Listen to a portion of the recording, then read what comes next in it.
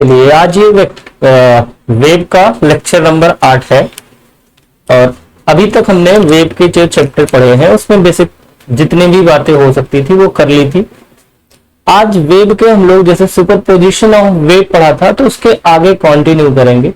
उसी का real life application based जो फिनोमिना है अगला that is interference of web. तो आज हमें क्या पढ़ना है? Interference of web. एक सेकेंड रुकें।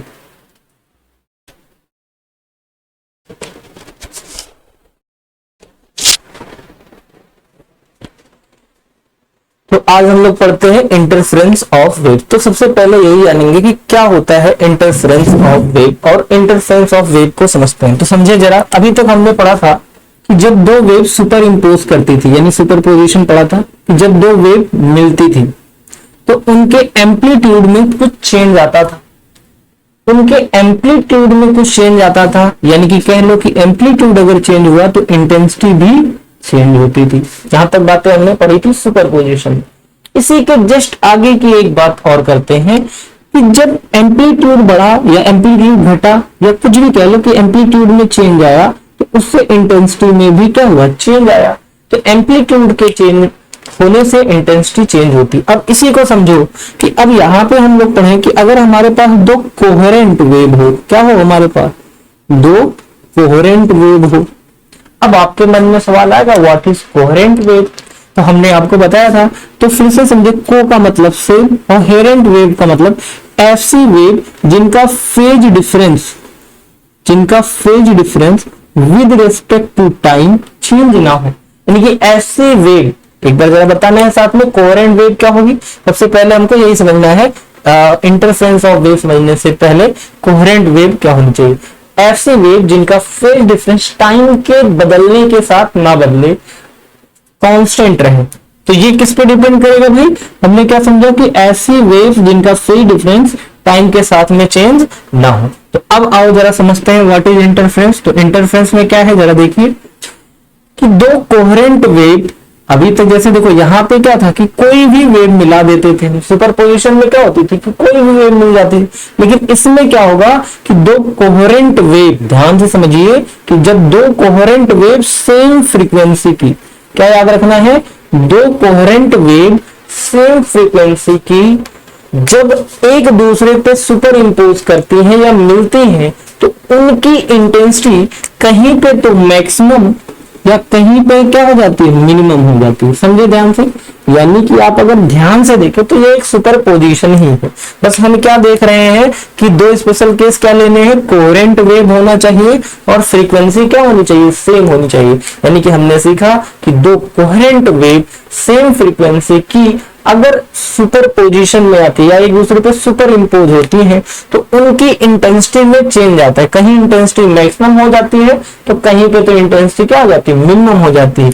इंटेंसिटी के इसी वेरिएशन को हम लोग क्या बोलते हैं? Interference of wave. समझ में आ गया भाई इंटरफेरेंस ऑफ वेव क्या है? अच्छा, अब ये तो ठीक है, डेफिनेशन थी। रियल लाइफ एग्जाम्पल से हम लोग कुछ बातें समझे। रियल लाइफ एग्जाम्पल कि सर ये डेली लाइफ में कहाँ यूज होता है, तो आओ देखें।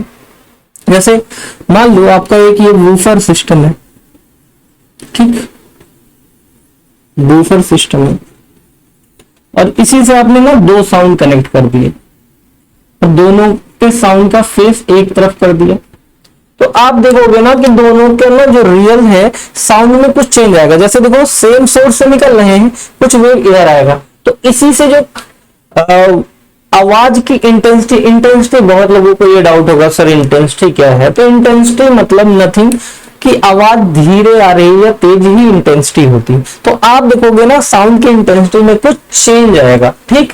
तो इसी को हम लोग बोलते हैं इंटरफेरेंस ऑफ वेव। एक और तरीका है, आपको जो है ना प्ले स्टोर पे अगर आप देखो, क्लासरूम में इसका एग्जाम्पल दिया जाता है।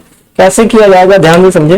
जैसे मान लो कि प्ले स्टोर पे जाओ और आप सर्च करो एक ऐप फ्रीक्वेंसी जनरेटर, ठीक, फ्रीक्वेंसी जनरेटर ऐप सर्च करो और उससे मोनो मतलब सिंगल फ्रीक्वेंसी की वेव जनरेट करो और माइक पे, इसी माइक पे इसका आउटपुट देके दो स्पीकर पे लगा दो तो आप देखोगे ना हर एक इंसान को ना जो दूर दूर बैठे हैं या पास पास बैठे हैं, ठीक, जो पोजीशन अलग अलग होने से आपको उसकी इंटेंसिटी में चेंज आएगा। ठीक, ऐसा लगेगा कि किसी को बहुत धीरे सुनाई दे रही है या किसी को बहुत हाई सुनाई दे रही है, मतलब इंटेंसिटी एक जैसे नहीं रहेगी। फिर से समझो क्या कहा मैंने।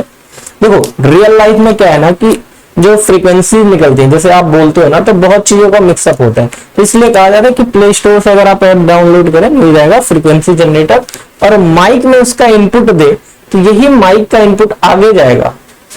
आगे जाएगा मतलब साउंड्स में जाएगा, और साउंड पे वहां पे जितने लोग बैठे होंगे ना अलग अलग डिस्टेंस पे, सबको अलग अलग वॉइस सुनाई देगी। ठीक है, तो इंटेंसिटी के इसी चेंज को हम लोग क्या बोलते हैं, क्या बोलते हैं भाई, इंटरफेरेंस ऑफ वेव। ठीक है, तो आई होप आपने ये बातें समझ ली। इसकी डेफिनेशन लिखना चाहे तो मैं स्क्रीनशॉट लगा देता हूं, इसका स्लाइड लगा देता हूं, आप स्क्रीन ये रहा।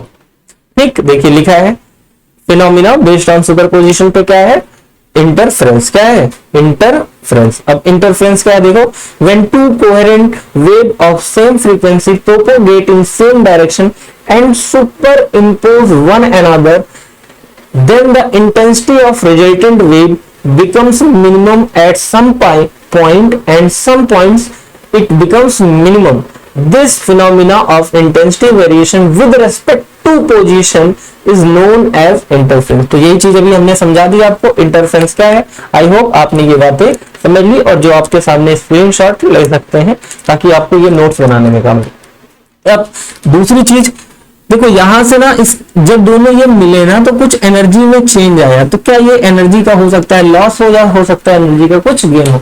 तो इससे क्या होता है, ये किस प्रिंसिपल पे बेस्ड है, अगला पॉइंट पूछा जाता है एग्जाम के पॉइंट ऑफ व्यू से इंपॉर्टेंट है। तो it is based on energy conservation principle. किस पे बेस्ड है ये, एनर्जी कंजर्वेशन प्रिंसिपल पे। तो पहली चीज आपको याद रखनी थी क्या, इंटरफेरेंस ऑफ वेव क्या है वो हमने समझा। क्या है इंटरफेरेंस ऑफ वेव, दो कोहेरेंट वेव कैसी होनी चाहिए, सेम फ्रीक्वेंसी की सुपर इंपोज होती है, तो इंटेंसिटी में होने वाले चेंज को ही हम लोग क्या बोलते हैं, इंटरफेरेंस ऑफ वेव, क्योंकि कहीं इंटेंसिटी मैक्सिमम तो कहीं इंटेंसिटी मिनिमम होती है। दूसरा पॉइंट क्या याद रखना है कि ये एनर्जी कंजर्वेशन पे बेस्ड होता है। किस पे बेस्ड होता है, एनर्जी कंजर्वेशन पे बेस्ड होता है। इसकी जो इंटेंसिटी होती है वो किसका फंक्शन होती है, पोजीशन का फंक्शन होती है, टाइम का फंक्शन नहीं होती। ठीक, क्योंकि हम लोग यहाँ टाइम से मतलब नहीं है। ये 3 पॉइंट आपको याद रखना है। क्या क्या 3 पॉइंट, पहली चीज इंटरफेरेंस क्या होता है उसकी डेफिनेशन, दूसरा पॉइंट कि ये किस प्रिंसिपल पे बेस्ड है, तो ये किस प्रिंसिपल पे बेस्ड है, एनर्जी कंजर्वेशन पे। ठीक, टोटल एनर्जी कंजर्वेशन पे बेस्ड है। फिर से समझे क्या क्या, पहली इंटरफेरेंस क्या है, दूसरा पॉइंट किस कंजर्वेशन प्रिंसिपल को फॉलो करता है, तो एनर्जी कंजर्वेशन को फॉलो करता है। तीसरा पॉइंट क्या है कि जो इंटेंसिटी होती है वो किसका फंक्शन होती है, पोजीशन का, ना कि टाइम का। तो आई होप आपको ये तीनों बातें क्लियर है तो तुरंत मैसेज टाइप करें CCC। अब हम लोग आगे चलते हैं नेक्स्ट स्लाइड की तरफ।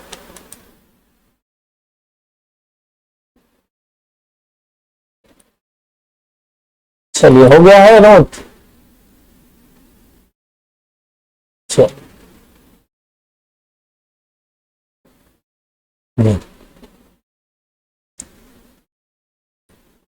चलिए आगे देखिए कुछ नोट बातें कि जैसे दो वेव मिली तो क्या इनका एम्पलीट्यूड सेम होना जरूरी है, नहीं। तो ये अगला नोट पॉइंट है आपके लिए कि जब दो वेव मिलती हैं तो उनका एम्पलीट्यूड सेम होना ये एसेंशियल कंडीशन नहीं है। समझ में आ गई बात, ये कैसी कंडीशन नहीं है, एसेंशियल कंडीशन नहीं है। तो यही लिखा है same amplitude of wave is not essential condition for interference phenomena. तो चौथी बात उसमें हमने क्या ऐड कर ली कि एम्पलीट्यूड का, वेव का एम्पलीट्यूड सेम होना ऐसी कोई एसेंशियल कंडीशन नहीं है। किस बात के लिए, इंटरफेरेंस ऑफ वेव के लिए।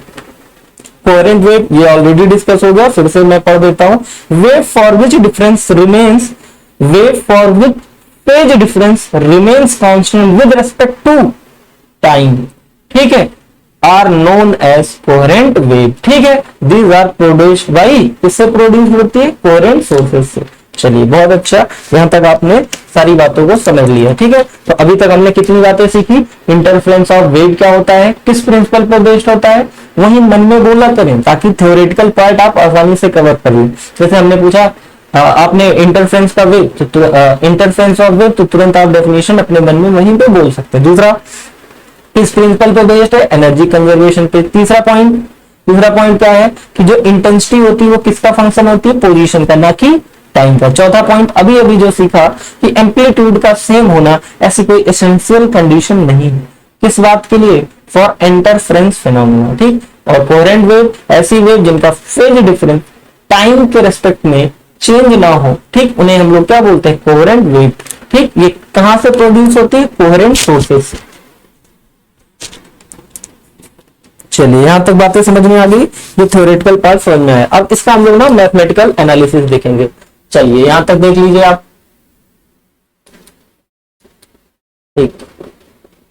आओ मैथमेटिकल एनालिसिस देखते हैं। हाँ बार बार चेंज करना पड़ेगा, ठीक है। चलिए मैं समझाता हूं, इस इतने पार्ट को इरेज कर देता हूं। देखिए जरा, अब समझने पे फोकस देना है आपको।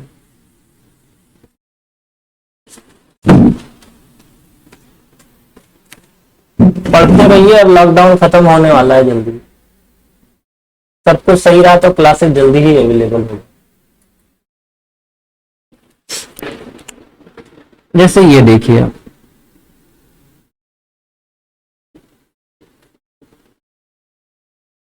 मान लो ये एक पॉइंट है और यहां से एक सोर्स ये है और ये एक सोर्स ये है, दो सोर्स ले लिया हमने S1 और S2। कोई दिक्कत है यहां तक? कैसे सोर्स ले लिया हमने, दो सोर्स ले लिए S1 और S2। यहां से एक वेव जनरेट हो रही है, मान लो ये वेव ऐसे जा रही है, दूसरी वेव यहां से जनरेट हो रही है और ये वेव ट्रेवल करके ऐसे जा रही है। यहां तक कोई दिक्कत आपको? पहली वेव का जो इक्वेशन लिखना है हमें, वो क्या लिखना है, A sin ओमेगा टी। क्या होती है भाई, ये कैसी वेव है, ठीक। तो बताया था ट्रांसवर्स वेव का इक्वेशन क्या लिखते हैं, A1, मान लो ये A1 sin omega t minus, समझ में आ गई बात। मान लो ये कितनी डिस्टेंस कवर कर रहा है, x पॉजिटिव डायरेक्शन में, तो इसका इक्वेशन हो गया A sin omega t minus kx। दूसरी वेव, अब देखो ये डिस्टेंस ना इससे तो ज्यादा ही होगी, तो मान लेते ये डिस्टेंस कितनी, x प्लस डेल एक्स। तो अब इसका इक्वेशन क्या लिखोगे आप, तो आप इसका लिखोगे y इक्वल्स टू A2, मान लेते हैं एम्पलीट्यूड इसका सेम तो होना कोई आवश्यकता है नहीं, पहले ही कंडीशन पढ़ लिया है। क्या हो जाएगा, y equals to A2 sine omega t minus k x, क्या नहीं, इस बार क्या लिखोगे, x प्लस डेल एक्स। क्या लिखेंगे आप, x प्लस डेल एक्स, ठीक है। अब अगर मैं आपसे पूछूं ना, ये y1 है ये y2 है, क्या दोनों का फेज डिफरेंस बता सकते हो, ठीक। हाँ, और दूसरी चीज, ये दोनों जो ऐड होंगे, मतलब इनके एम्पलीट्यूड में जो चेंज होता है, ये हमने सुपरपोजिशन में भी पढ़ा था, ये कैसे निकलेगा, वेक्टर सम से, y1 वेक्टर प्लस वेक्टर, ठीक। कैसा, y1 vector plus y2 vector, ऐसे ही निकलेगा ये बातें, ठीक है। तो ये चीजें हम लोगों ने पहले ही सीख ली थी, ठीक। कैसे इनका रिजल्टेंट निकालेंगे, हमेशा वेक्टर सम करके। अब मैं आपसे पूछता हूं ना, इन दोनों के बीच आप फेज डिफरेंस बताओ। क्या बताओ, फेज डिफरेंस, जल्दी से मैसेज में टाइप करके बताओ, दोनों के बीच में फेज डिफरेंस कितने का होगा। तो एक तो तरीका है कि आप सॉल्व करें, डिफरेंस करें। फेज क्या होता है, साइन के बाद जो कुछ भी लिखा होता है वही फेज है, ये है, ठीक। तो आप देखिए जरा, इसके बाद क्या लिखा है और इसमें क्या लिखा है, इस पार्ट को देखे, omega t minus k x, ये फेज हो गया, माइनस इस वाले का फेज क्या हो जाएगा, omega t minus k x, multiply करोगे अंदर माइनस के डेल्टा एक्स। यहां तक बात समझ में आ गई, ब्रैकेट खोल दीजिए, omega t minus k x minus omega t minus minus plus के एक्स प्लस के डेल्टा एक्स। ओमेगा टी से ओमेगा टी कैंसिल, इससे ये कैंसिल। तो आप देखोगे जो फेज डिफरेंस है, फेज डिफरेंस को किससे डिनोट करते हैं, डेल फाई से। डेल फाई की जो वैल्यू आ गई वो आ गई के डेल्टा एक्स। तो समझ में आ गई बात कि फेज डिफरेंस कितना आया भाई, के डेल्टा एक्स। तो हमको फेज डिफरेंस निकालना आना चाहिए अभी तक। यहां तक बातें समझ में आ गई है आपको, जल्दी से बताएं। फेज डिफरेंस निकालने तक में किसी को कोई दिक्कत नहीं, दिक्कत है, चलिए बहुत अच्छा, ठीक। ये देख सकते हैं आप, इसका मैथमेटिकल एनालिसिस मैंने दिखा दिया यहां पर, आपको समझा भी दिया है, ठीक है। अब आगे चलिए, देखिए आगे क्या करना है।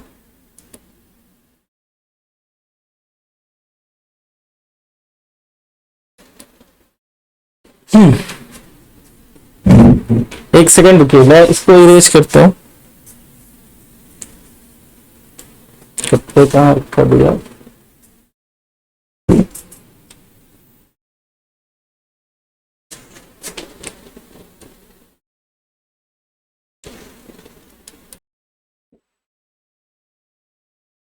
चलिए देखिए यहां से डेल फाई की जो वैल्यू थी अपने पास आई के डेल्टा एक्स, और हमने ना ये के बारे में पढ़ा है। के क्या था भाई, याद करो जरा, वेव नंबर। क्या था इसका फॉर्मूला, के की value 2 pi upon lambda del x. ये चीजें हमने पहले ही डिस्कस की है। अब हमने सीख लिया यहाँ पे डेल फाई की वैल्यू क्या आ गई, 2 pi upon lambda into del x. ये फार्मूला आपको याद रखना है आगे से अगर आप न्यूमेरिकल करना चाहते हैं तो। मैं स्टार बना दिया, मैंने 4 स्टार बना दिए थे, आप चाहो तो 5 स्टार बना देना।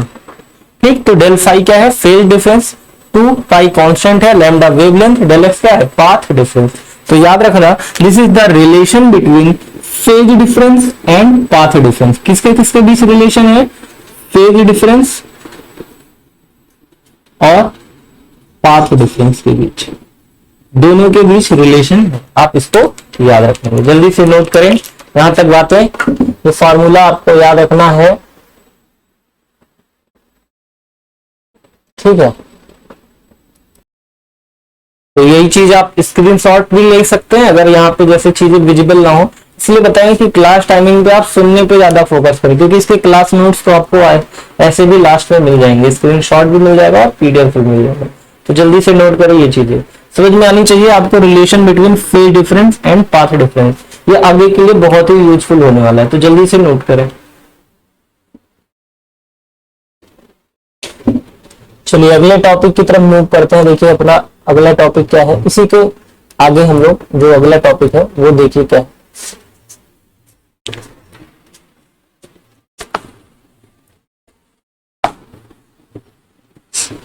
बहुत ही इंपॉर्टेंट है। जैसे देखो कि दो वेव ना क्या हुई, कैसी वेव थी, दोनों कोहेरेंट वेव थी। दोनों वेव कैसी थी, कोहेरेंट वेव थी। मान लो एक का एम्पलीट्यूड था A1 और एक का एम्पलीट्यूड कितना था A2।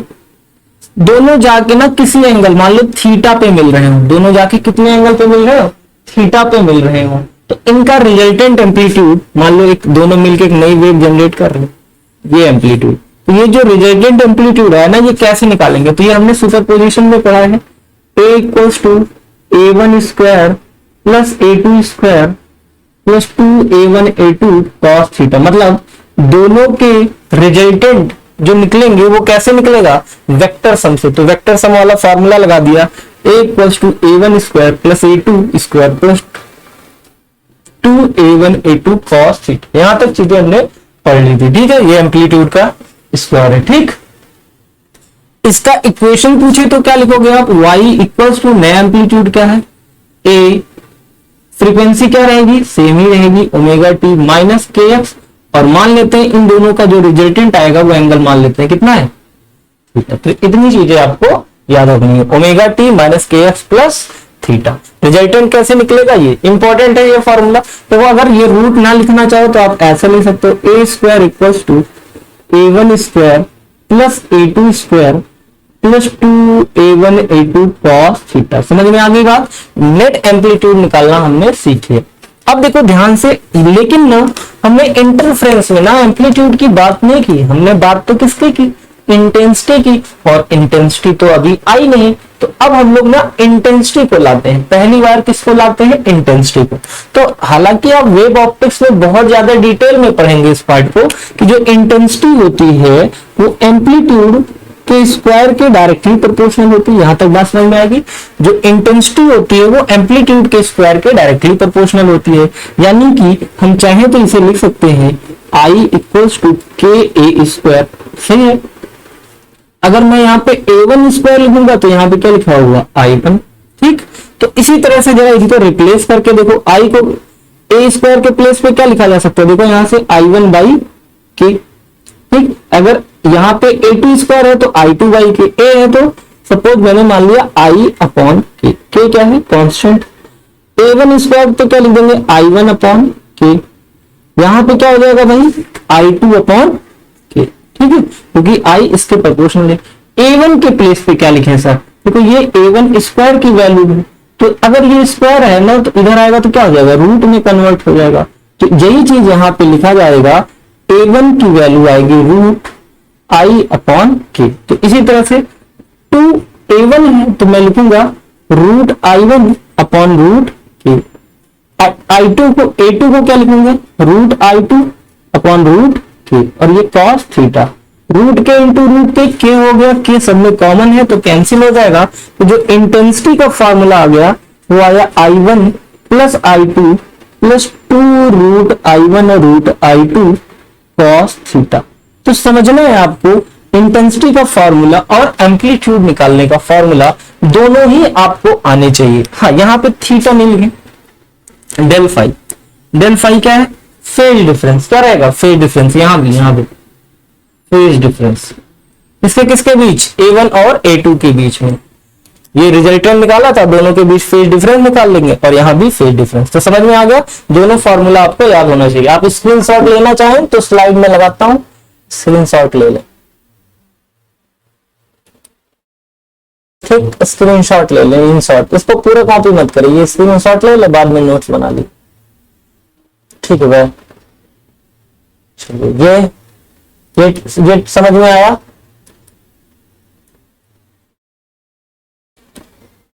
चलिए आगे समझते हैं ना। अब ये इंपॉर्टेंट पार्ट है, यहां से समझना बहुत जरूरी है चीजों को।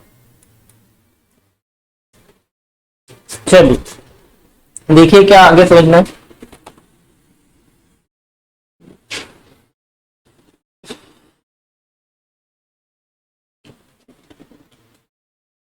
अभी अभी हमने पढ़ा ना,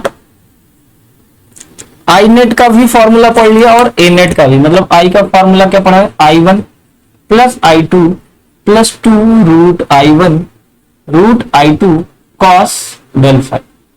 समझो ध्यान से, डेल फाई क्या है भाई, फेज डिफरेंस। और हमने बताया था ना कि मान लो इनके बीच में हम चाहते हैं कि इंटेंसिटी मैक्सिमम हो। क्या हो, इंटेंसिटी मैक्सिमम हो, यानी ऐसा सुपरपोजिशन आए कि इंटेंसिटी मैक्सिमम, मतलब आवाज ना हमें बहुत तेज सुनाई दे, जो साउंड है ना वो बहुत तेज सुनाई दे, और इंटेंसिटी मिनिमम का मतलब अब मिनिमम समझो कि सुनाई ही ना दे। तो इसके लिए ना वो जो इंटेंसिटी डिपेंड करने वाली है ना, वो इनके एंगल पे डिपेंड करने वाली है। तो cos फाई की मैक्सिमम वैल्यू देखो, जब ऐसी सिचुएशन आए कि जब इंटेंसिटी मैक्सिमम मिले, इन ऐसा इंटरफेरेंस जिसमें इंटेंसिटी मैक्सिमम मिले, तो इस इंटरफेरेंस को ना हम लोग एक नाम देते हैं प्यार से, दैट इज कंस्ट्रक्टिव इंटरफेरेंस। क्या नाम देते हैं, कंस्ट्रक्टिव इंटरफेरेंस।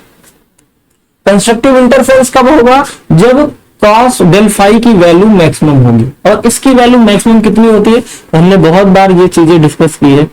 cos की मैक्सिमम और मिनिमम वैल्यू +1 और -1। मैक्सिमम वैल्यू कितनी, +1, और मिनिमम वैल्यू कितनी, -1। तो अब मैक्सिमम वैल्यू पुट करके देखते हैं और देखते हैं कि कब कब cos के किस किस एंगल के लिए ये वैल्यू मैक्सिमम होगी। तो cos की वैल्यू +1 होगी मैक्सिमम, ठीक, किस एंगल के लिए होती है, तो आपको ये ग्राफ याद होना चाहिए। cos का ग्राफ आपको याद है ना, बोलो भाई, भूल गए। चलिए ये ग्राफ मैं बना देता हूं, आप देख लें।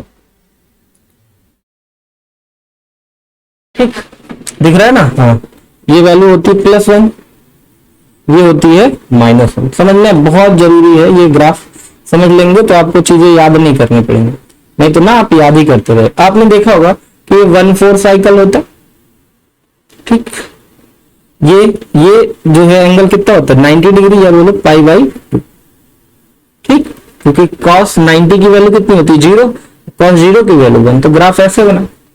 अब इधर देखो ना, ये वाला जो ये है, यहां से ये चला और यहां पे कंप्लीट हो रहा है ना, तो ये एक साइकिल कंप्लीट होती है, ठीक। अब देखो ये 1/4 फिर आधा, फिर आगे ऐसे जाएगा तो एक साइकिल और कंप्लीट होगी। चलो हमने ऐसे बनाया। cos की वैल्यू 1 कब कब है जरा देखो, एक तो 0 पे है, दूसरा जब जितनी बार भी दिख जाइए। अब देखो बहुत ही जरूरी है और बहुत ही आसान है समझना इस बात को। क्या समझना है, आओ देखें।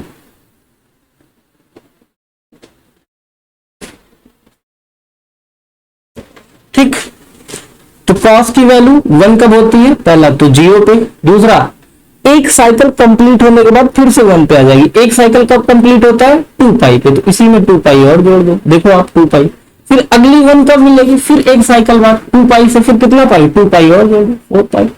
फिर अगली 1 साइकिल 6 पाई, फिर 8 पाई। अब डॉट डॉट देखोगे ना, nth वैल्यू क्या मिल जाएगी? 2n। ठीक है, तो cos फाई की वैल्यू 1 कब कब होती है? 0 पे, 2 पाई पे, 4 पाई पे, 6 पाई पे, 8 पाई पे, या कह लो इवन मल्टीपल जितने भी होंगे किसके? पाई के, उसकी वैल्यू मैक्सिमम होगी यानी कि 1 होगी। और मिनिमम वैल्यू कितनी होती है? -1। ये कब कब होती है? बोलो भाई ये कब कब होती है? और देखें सबसे पहले मिनिमम वैल्यू कब मिलेगी? कब मिलेगी? बोलो भाई ये देखो किस एंगल पे मिलती है? ये 90 है, ये 90 90 180 180 को हम लोग क्या बोलते हैं? पाई। और ऐसे भी याद कर सकते हो, देखो ये यहां से यहां तक आधी साइकिल है, तो ये आधी साइकिल कितनी हो जाएगी? पाई। तो -1 कब मिलेगी? पाई पे। फिर अगली बार -1 कब मिलेगी? फिर से एक साइकिल बाद, इसी में 2 और जोड़ो, एक में 2 जोड़ोगे तो 3, फिर 2 जोड़ो 5, फिर 7 डॉट डॉट। अब इसको ध्यान से देखो, ये क्या है? 1 है। इसको क्या लिख सकते हैं? 2 + 1। इसको क्या लिख सकते हैं? 4 + 1। इसको क्या लिख सकते हैं? 6 + 1। तुम ध्यान से देखो ना तो इसे क्या पाओगे कि these are even numbers, but उन सब में क्या है? 1 ऐड है। इस तरह से लिख सकते हैं 2n + 1। तो यहां से हमने ना 2 बातें सीखी। cos की वैल्यू +1 कब होती है और -1 कब होती है? जब पाई के इवन मल्टीपल लेते हैं। क्या लेते हैं? पाई के इवन मल्टीपल, तो वैल्यू +1 होती है। जब हम ऑड मल्टीपल ले यानी कि 2n + 1 मल्टीपल लेंगे तो वो वैल्यू कितनी होगी? -1 होगी। तो ये दोनों चीजें सीखी हमने। फेज डिफरेंस सीखा +1 के लिए और -1 के लिए। अब इन्हीं के करस्पॉन्डिंग ना आपको पाथ डिफरेंस निकालना आना चाहिए। तो पाथ डिफरेंस कैसे निकलेगा? आपको पाथ डिफरेंस कैसे निकलेगा भाई? फॉर्मूला हमने पढ़ा है। कौन सा फॉर्मूला? आओ देखें।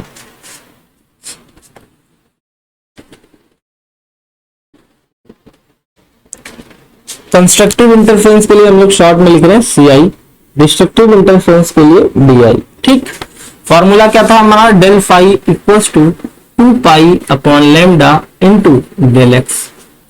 ठीक, तो फेज डिफरेंस तो हमारा आ गया है, पाथ डिफरेंस चाहिए हमको करस्पॉन्डिंग वैल्यू पे। ठीक, तो देखो जरा, पहला 0 पे पाथ डिफरेंस कितना होगा? यहाँ पे हम लोग क्या निकालने जा रहे हैं? Path difference. किस किस के लिए? For constructive interference and destructive interference, दोनों के लिए हम लोग पाथ डिफरेंस निकालना जा रहे हैं। फेज डिफरेंस ऑलरेडी निकाल चुके हैं। तो देखो कंस्ट्रक्टिव इंटरफेरेंस और डिस्ट्रक्टिव इंटरफेरेंस में क्या है? जैसे ही ना यहाँ पे तुम फेज डिफरेंस की वैल्यू 0 रखोगे, तो ये 0 रखोगे ना तो ये पूरा पार्ट 0 हो जाएगा, तो 0 हो जाएगा। जैसे यहाँ पे वैल्यू 2 पाई रखो, अब देखो 2 पाई रखोगे तो 2 पाई अपॉन 2 पाई लैम्डा del x, 2 पाई से 2 पाई कैंसिल हो गया, तो ये वैल्यू कितनी आ गई? 1 लैम्डा। कितनी आ गई? 1 लैम्डा। ऐसे आप 4 पाई रखोगे ना तो यहाँ देखिए 2 2 या 4 तो आ जाएगा 2 लैम्डा। फिर इसको रखोगे ना 6 को तो आएगा 3 लैम्डा। अब आप क्या देख रहे हो? इसको 0 1 2 3 4 दीज आर रियल नंबर्स। ठीक, तो इनको हम ऐसे भी लिख सकते हैं n लैम्डा। ये करस्पॉन्डिंग पाथ डिफरेंस निकल आ गया फेज डिफरेंस पे। किस इंटरफेरेंस के लिए? For constructive interference. For destructive interference आओ चेक करें। यहाँ पे वैल्यू आप पाई रखो, 2 पाई मत रखो, पाई रखो। तो जैसे ही रखोगे ना ये वैल्यू कितनी आ जाएगी? लैम्डा बाई, क्या आ जाएगी? Lambda by 2। पाई पे कितनी आ गई? Lambda by 2। अब जैसे 3 पाई रखोगे तो देखो 3 पाई भी रख के दिखा देते हैं आपको, तो ये पाई से पाई कैंसिल हो गया, तो ये आ गया 3 लैम्डा बाई। ऐसे इसको भी रख के देखो 5 लैम्डा बाई 2, 7 लैम्डा बाई 2। अब आप देखोगे ना तो आपको चीजें ना बहुत अच्छे से समझ में आएंगी।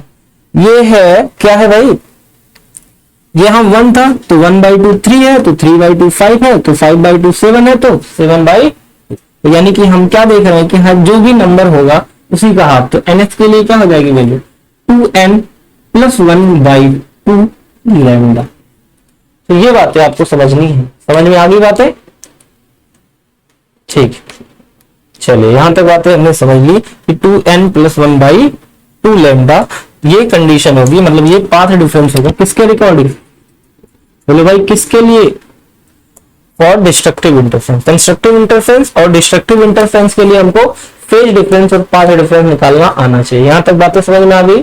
कि कैसे हम लोग फेज डिफरेंस और पार्ट डिफरेंस निकालेंगे। जल्दी से नोट करें, आप स्क्रीनशॉट लेना चाहें तो स्क्रीनशॉट ले ले, ये रहा, छोटा दिख रहा है।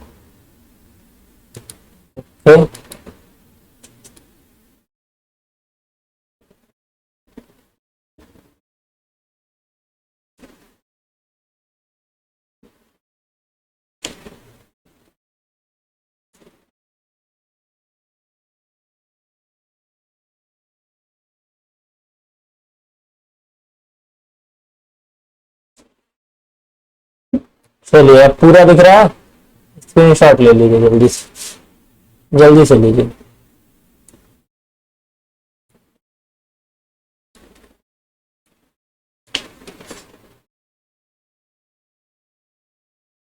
ले लिया। और कुछ बातें और इसमें लिखी हैं जो आप डायरेक्ट समझ ले तो ज्यादा अच्छा रहेगा। चेहरा कट रहा है, एक सेकंड।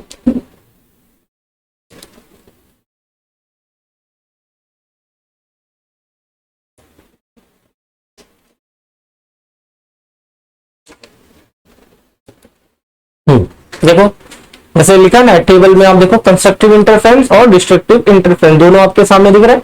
कॉस फाई उनके रिगार्डिंग करस्पॉन्डिंग वैल्यूज देख ली हमने, फेज डिफरेंस की और पाथ डिफरेंस की। एन की वैल्यू क्या क्या होगी वो भी हमने देख लिया। यहां तक कोई दिक्कत है आप सबको? नहीं। अब ए मैक्स और ए मिन की वैल्यू क्या होगी, यहां तक इसको इरेज कर, और फिर आई मैक्स और आई मिन की वैल्यू, आपको ये दोनों वैल्यू याद।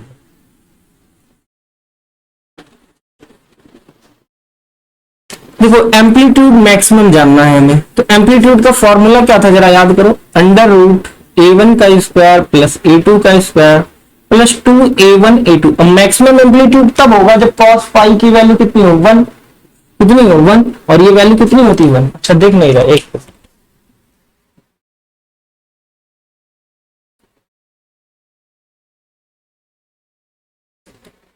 ठीक, ये वैल्यू कितनी होनी चाहिए 1। और अगर आप तुम ध्यान से देखो ना, ये a प्लस बी का होल स्क्वायर है, मतलब a1 प्लस a2 का होल स्क्वायर, और रूट इसको कैंसिल कर देगा तो a मैक्स की वैल्यू आ गई a1 प्लस a2।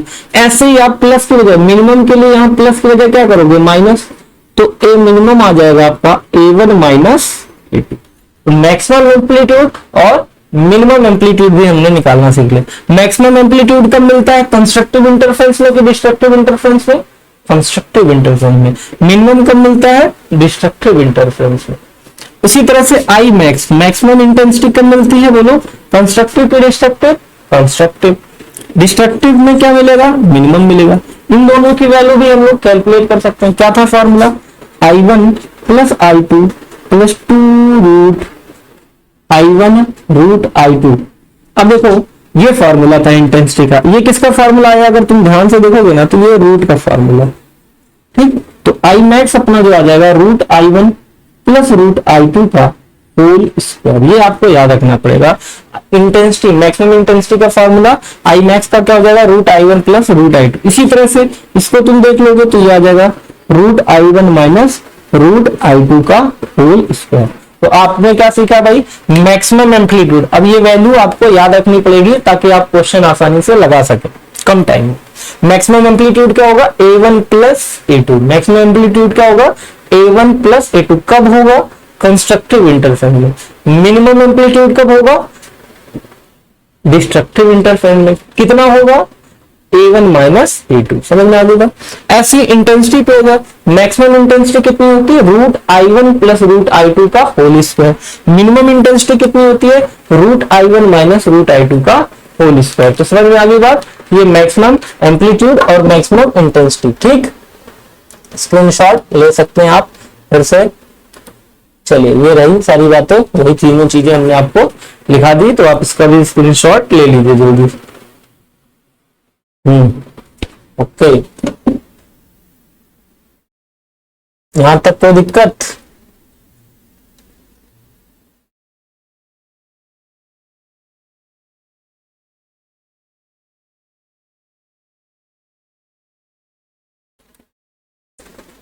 चलिए कुछ और फॉर्मूले देखते हैं हम।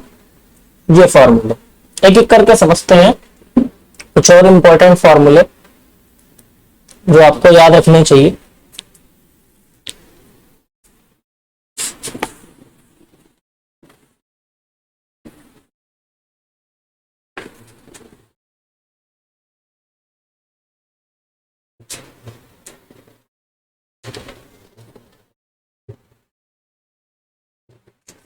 पहला फॉर्मूला जो आपको याद रखना है, ठीक, डायरेक्ट आपके एग्जाम में इन पे बेस्ड क्वेश्चन आते हैं। जैसे हमने पढ़ा है कि इंटेंसिटी और एम्पलीट्यूड कैसे प्रोपोर्शनल होते हैं, पढ़ा है ना भाई, कि I is directly proportional to A square.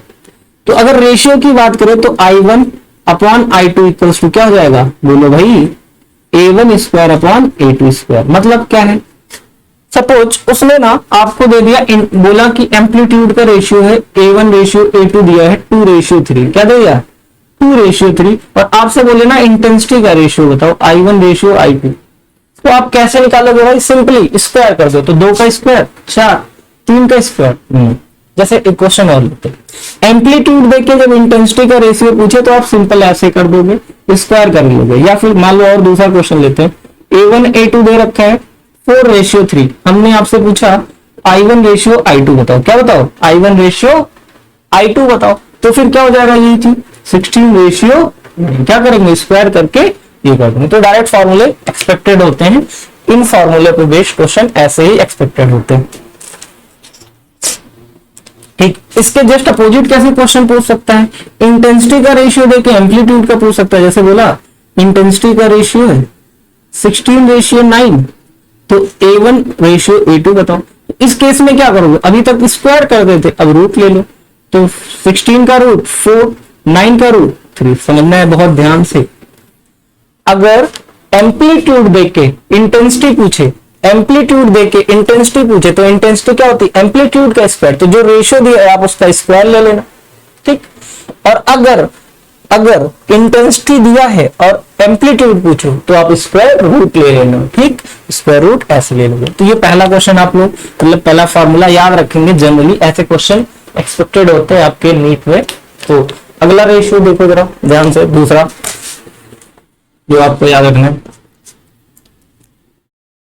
दूसरा आपको याद रखना है आई मैक्स। I1 I2 की बजाय हम लिख दे आई मैक्स अपॉन आई मिन का स्क्वायर, मतलब मैक्सिमम इंटेंसिटी और मिनिमम इंटेंसिटी का स्क्वायर। वो क्या हो जाएगा, देखो ये किसका किसका रेशियो होता है, एम्पलीट्यूड का। तो यहां पे लिखना होगा हमें ए मैक्स का स्क्वायर अपॉन ए मिन का स्क्वायर। इसी फॉर्मूले का थोड़ा एक्सटेंडेड वर्जन, ठीक। और ए मैक्स की वैल्यू कितनी होती है भाई, A1 प्लस A2, और ए मिन की वैल्यू A1 माइनस, समझ में आ गई बात, A1 plus A2 upon A1 minus A2। ये ए मैक्स होती स्क्वायर है, तो दोनों का होल स्क्वायर लगा। मतलब कैसे सवाल आ सकते हैं भाई, जैसे देखो बोला कि A1 upon A2 equals to दे रखा है 2:3, क्या दे रखा है 2:3। क्वेश्चन कैसे आते हैं देखो, एम्पलीट्यूड का रेशियो दे दिया सिंपली 2:3, बोला कि आई मैक्स और आई मिन की वैल्यू बताओ, ठीक। यहां से समझ लिया ही आपने। अब बहुत ही आसान है, एक बार दोनों को ना ऐड करके स्क्वायर करो, 3 2 5, 5 का स्क्वायर 25।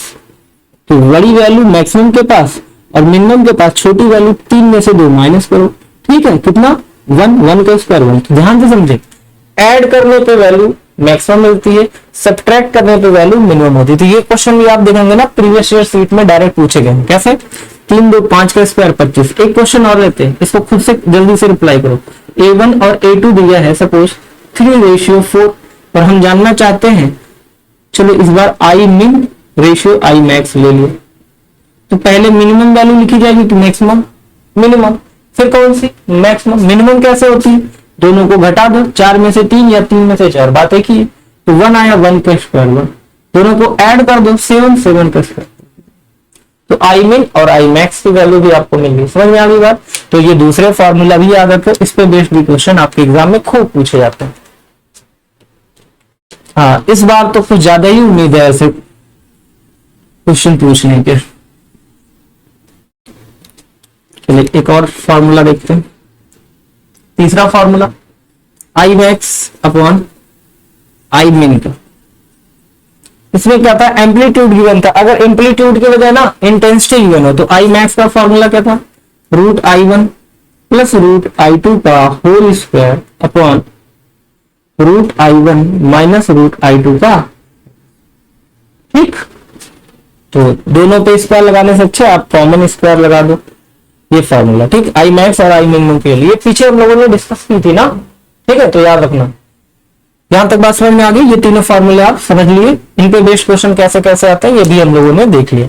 आगे देखे जरा एक और यही फॉर्मूला डिस्कस कर लेते हैं।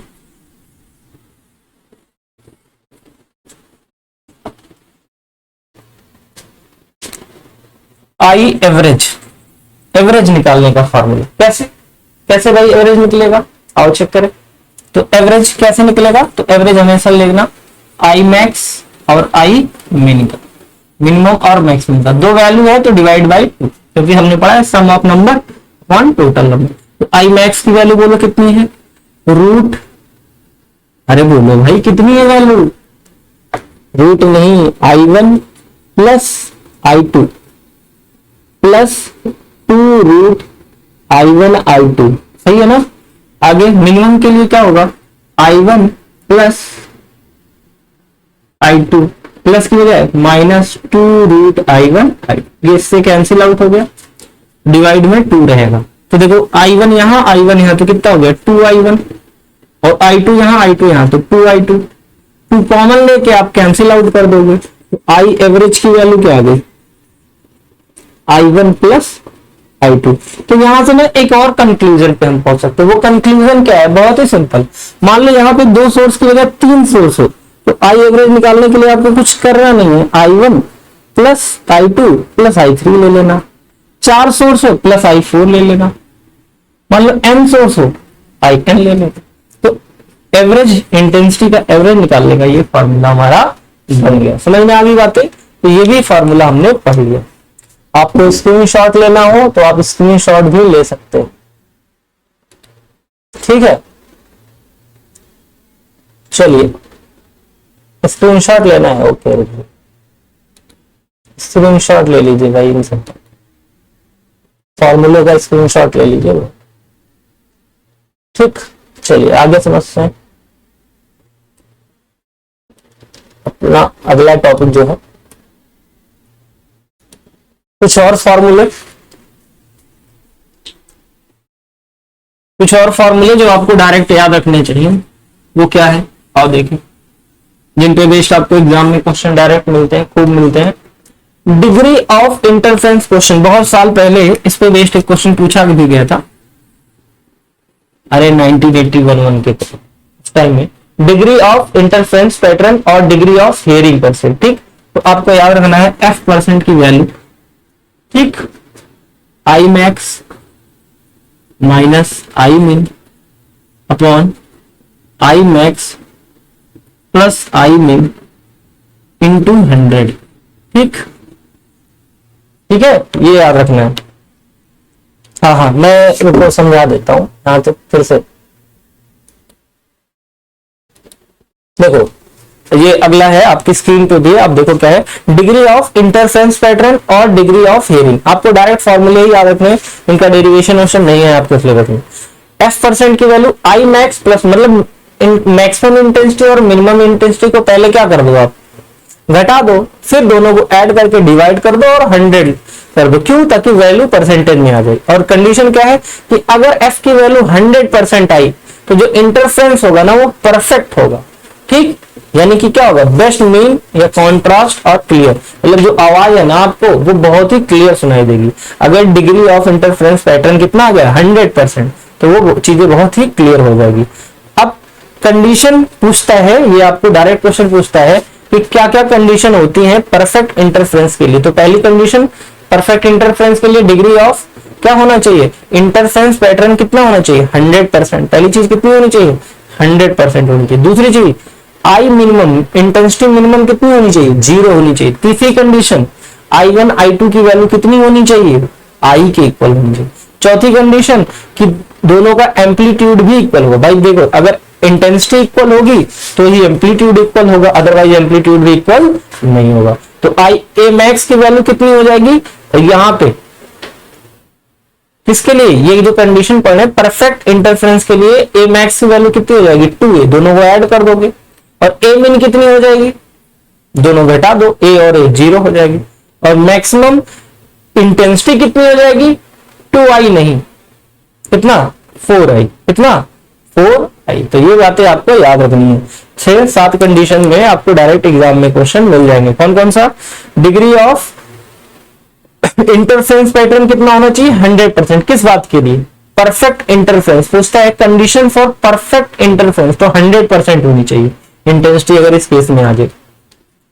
क्या क्या और कंडीशन है कि आई मिनिमम कितना हो, 0, ठीक। और I1 I2 किसके इक्वल होना चाहिए, I के इक्वल होना चाहिए। अच्छा, बहुत लोग पूछ रहे हैं 4i कैसे है, ठीक बताते हैं। देखो भाई, चौथा एम्पलीट्यूड दोनों का इक्वल होना चाहिए, और एम्पलीट्यूड मैक्सिमम कितना होना चाहिए, 2 है। देखो आई जो 4 आया है, आई मैक्सिमम, मिनिमम तो 0 आया है। ये क्यों आया भाई, ये किसका फॉर्मूला था, √I1 प्लस √I2 का होल स्क्वायर, ये आई मैक्स था। ये दोनों वैल्यू सेम होगी तो वैल्यू कितनी होगी, 2√I1 या 2√I, ठीक। इसको सॉल्व कर दो तो 4i, ठीक, तो 4i। तो ये चारों बातें आपको याद रखें, ठीक है। तो यहां तक हमने फॉर्मूले जितने भी थे इंटरफेरेंस पैटर्न में या इंटरफेरेंस में, वेव ऑफ इंटरफेरेंस में, वो पढ़ लिए। नेक्स्ट क्लास में ना हम इस पे बेस्ड न्यूमेरिकल देखेंगे और कैसे कैसे न्यूमेरिकल आपके प्रीवियस ईयर क्वेश्चन में पूछे गए हैं उसको डिस्कस करेंगे। आई होप आपको यहां तक क्लास में कोई डाउट नहीं है, और अगर डाउट है तो जरूर कमेंट करके बताइएगा, ठीक है। तो ठीक है, फिर मिलते हैं आपसे नेक्स्ट क्लास में न्यूमेरिकल के साथ।